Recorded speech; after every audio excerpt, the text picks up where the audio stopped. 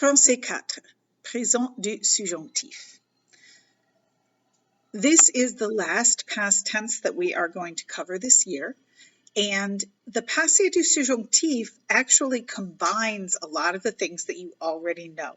So you're going to find it to be easier than it sounds because it is basically a combination of the Passé composé and the Présent du Subjonctif. So let's take a look.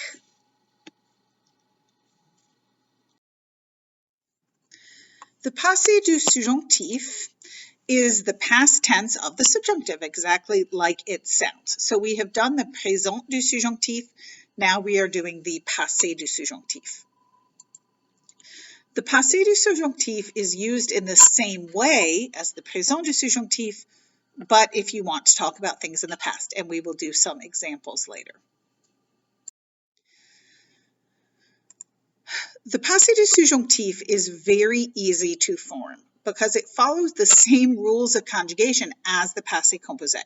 So all of the things that we have learned about how to conjugate the Passé composé also apply to the Passé du Subjonctif. The main thing to remember is that there are two parts. Okay, so again, it's a composite tense like the Passé composé. So like the Passé composé, it has two parts. The first part is the helping verb. And the difference is that in the Passé composé, your helping verb is in the présent de l'indicatif.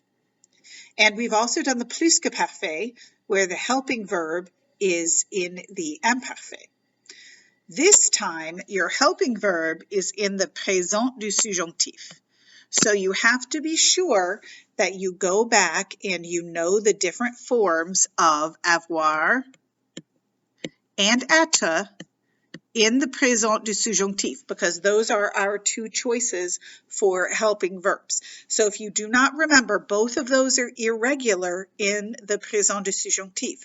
So it's very important that you know those forms.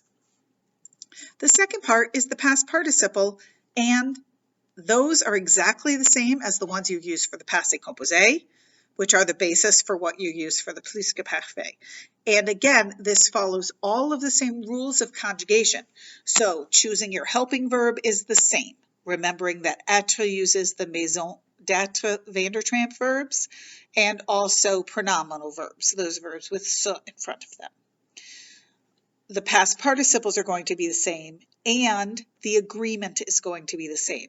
So anytime you would make the past participle agree in the passé composé, you would also make it agree in the plus que parfait, you would also make it agree in the passé du subjonctif. Usage is the same as the présent du subjonctif. You follow all of the exact same rules. If you're talking about necessity, if you're talking about doubt, or emotion, or desire, those are all going to indicate the subjonctif. And so the only difference really is when you are talking about it, okay?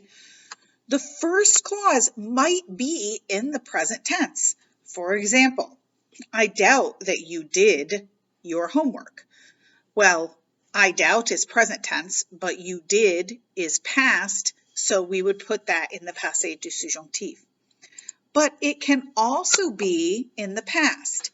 This is often the imparfait, but it doesn't have to be. Sometimes it could be in the passé composé. So for example, you could say, I didn't think that you did your work, right? Or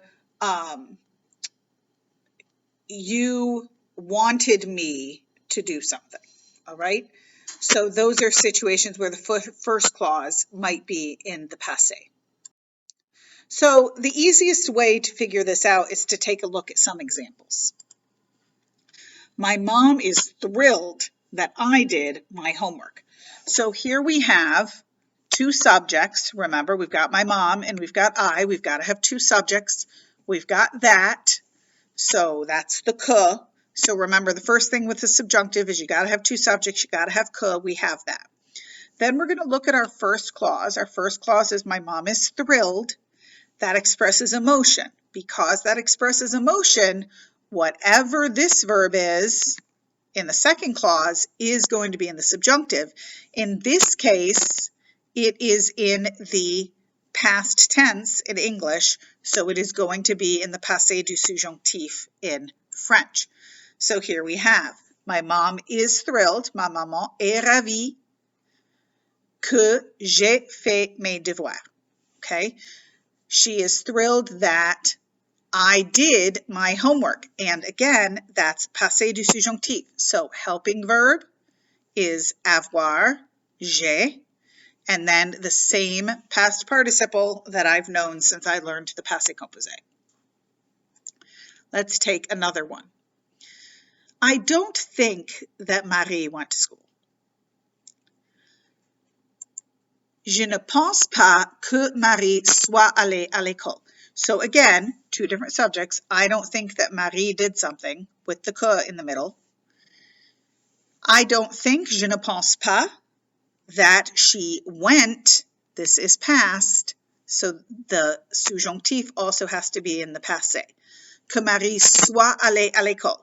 Aller is a Van der Tramp verb, so we have to make sure that we use être there. And then because we use être, remember that aller has to agree with Marie. I doubted that we could go to the beach. So this, maybe I use this like, it's raining now. It's like I told you, I doubted we could go to the beach. Je doutais que nous ayons pu aller à la plage. Okay, so here we have a sentence, an example, where the first clause is in the past. So again, two subjects with que in the middle, but now we have doubted is also in the past. So je doutais. This is in the imparfait because emotions usually are. It's not like I doubted for a second and then I was done. It's a continuous thing, okay? And then here we have we could. That's using pouvoir. Now, pouvoir is not often conjugated in the passé composé. So you have to remember there are some of those past participles that are irregular that you might want to go back and take a look at to make sure you know them. Because even if you don't use them often in the passé composé, you might use them in the passé du subjonctif. So, je doutais que nous ayons pu. Okay, so pouvoir is not a Van der Tramp verb, so we use avoir, ayons, and then pu is the past participle of pouvoir, which is can or could. It was necessary that you spoke French. Okay, so il fallait que. So again, remember we have these impersonal expressions. So whenever you have an impersonal expression, it is with que, it is going to indicate the subjunctive, okay? Il fallait is the past tense of, it's the imparfait of il faut, okay? So il fallait is the past, it's the imparfait. It's not wanting to let me do my I there. It's the imparfait of il faut, okay? So il fallait que tu aies parlé le français. Okay, here's parler, just like we've always done. Our helping verb is avoir, so I have to do that in the subjunctive of avoir. Okay, so you have some practice on conjugamos. I would suggest you do a little bit of practice. And basically, you just have to pay attention to how you would say it in English. All right. And I know that's odd. I don't often say, worry about what you would say in English. But if you would put it in the past tense in English, you're going to put it in the past tense in French. So that's how you decide present versus past. If I'm going to put it in past in English, I put it in the past in French. But what you have to pay attention to with passé du subjonctif is making sure that it is a sentence that would indicate the subjunctive, which is all the same rules as the présent du subjonctif.